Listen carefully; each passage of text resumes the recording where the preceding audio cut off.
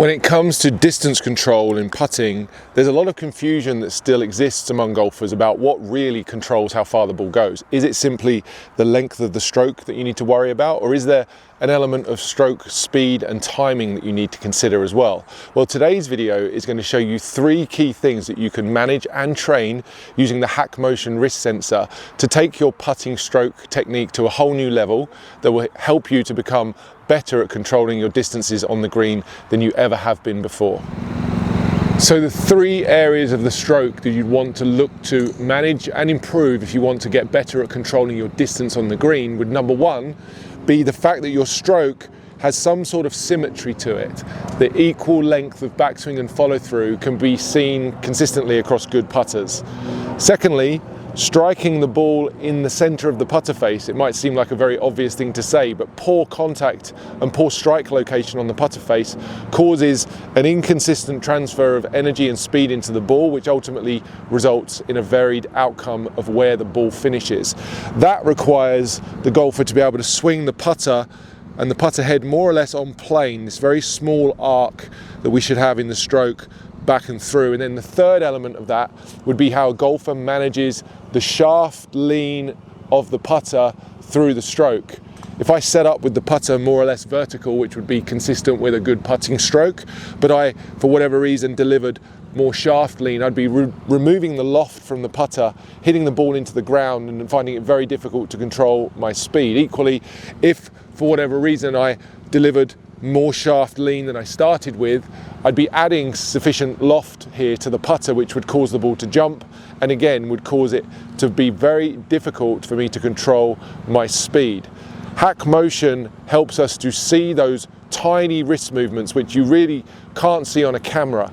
I've enjoyed using HackMotion on my own putting stroke for some time now, and I think it's an incredibly valuable tool if you're really serious about improving your putting technique. Some of these things that I'm going to show you, you just wouldn't be able to see and you wouldn't really be able to feel for yourself. So I'm going to go through an exercise here of hitting some of these putts, showing you what happens in my stroke, and then sharing with you a drill that will help you to work on all 3 of those aspects: symmetry, sweet spot control, and shaft lean throughout the stroke.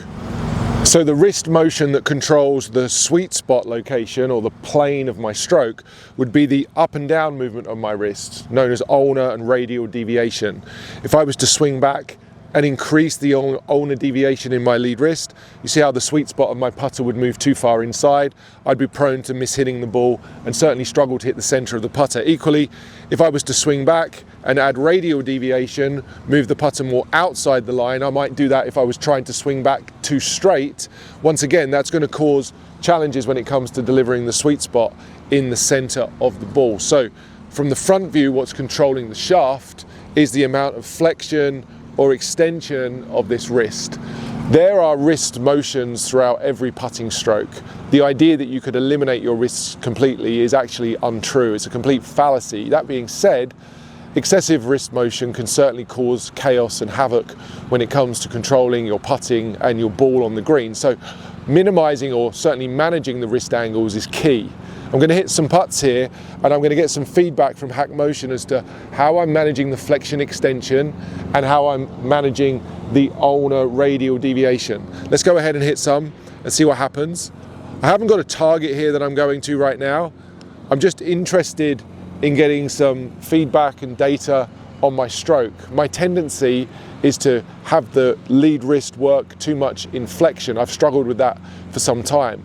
So if we go over and have a look at the app, I'm going to just share there with you how you can see in that first putt that I hit, I had the wrist too flexed when I took the putter back. So as I move the putter back, I flex my wrist this way, which tends to de-loft the putter somewhat.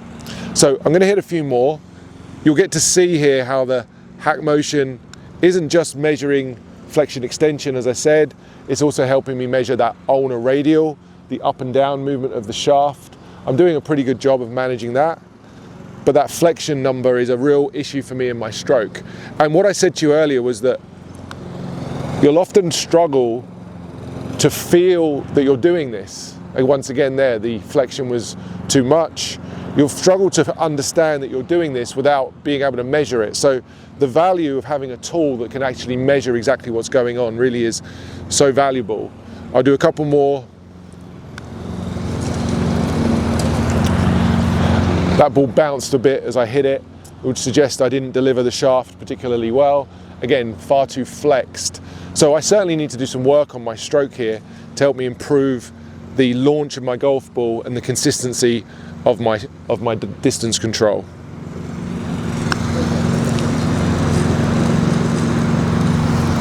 So there's a pretty clear pattern there. Adding too much flex, moving the shaft forward too much, which will often lead to me hitting with too little loft at impact, and therefore finding it very difficult to control my distance. Let's use a drill now that I think you can use at home to eliminate issues with not just the flexion extension, also the up and down, and it will help you to develop a bit more symmetry into your stroke as well. So having hit those 5 putts, I'm getting the feedback very clearly from HackMotion that there's too much flexion in that lead wrist as I take the putter back, and I can fix the issue using the drill. So there's a drill here that specifically works on the flexion extension piece, and there's another drill within the app which works on the ulnar radial piece as well. I'm going to work on the flexion extension one because that's the one I have the most issues with, and then I'll incorporate a drill into this drill to help you really feel what's supposed to happen in a good putting stroke. I'll hit one without any help here just to start with. So I take my setup, stand still, the app recognizes that I'm ready, and I go ahead and hit a putt. I'm going to get feedback inside the device itself, a vibration there that tells me that I'm out of range, and I felt that in the backswing. So I know that my initial takeaway here with my putter has too much of this flex move. I can't really feel it super clearly because it's such a small amount, so I have to be very aware of that motion. I'm going to try one more without any help here, trying to make an improvement, standing still at address, holding that position, and then trying to reduce the amount of flexion. Again, just a tiny bit, but it's still more than I need. So if you wanted to develop a stroke which was symmetrical, had a minimal amount of flexion extension, and also managed the ulnar radial up and down, you want to grab yourself 2 alignment sticks, just like these 2 I have here, and join them together at the base using a very basic, simple elastic band. Place the sticks underneath your arms and hold those sticks between your arms and your body. That's going to create these, I call this drill the Chopsticks Drill. It's going to create these 2 sticks that are going to help me to start to sense how my body, arms, and ultimately the putter are going to be more connected and work together. The cradle that we have here that's created by the 2 sticks is where I'm going to place the base of my putter grip.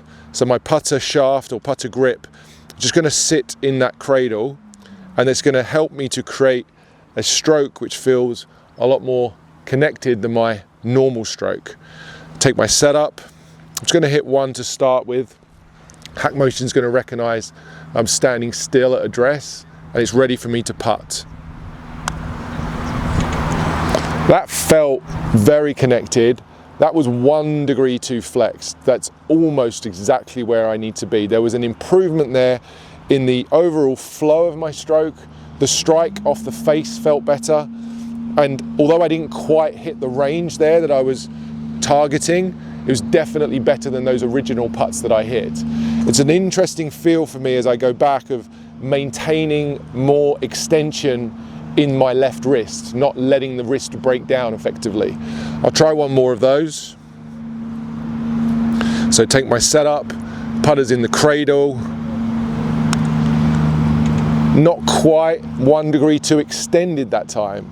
So very small window I'm working within here to try to get a sense of exactly how that's supposed to feel. But I'm certainly aware of a different movement using this drill, and it'd be something that I would encourage you to practice and work on if you struggle with distance control.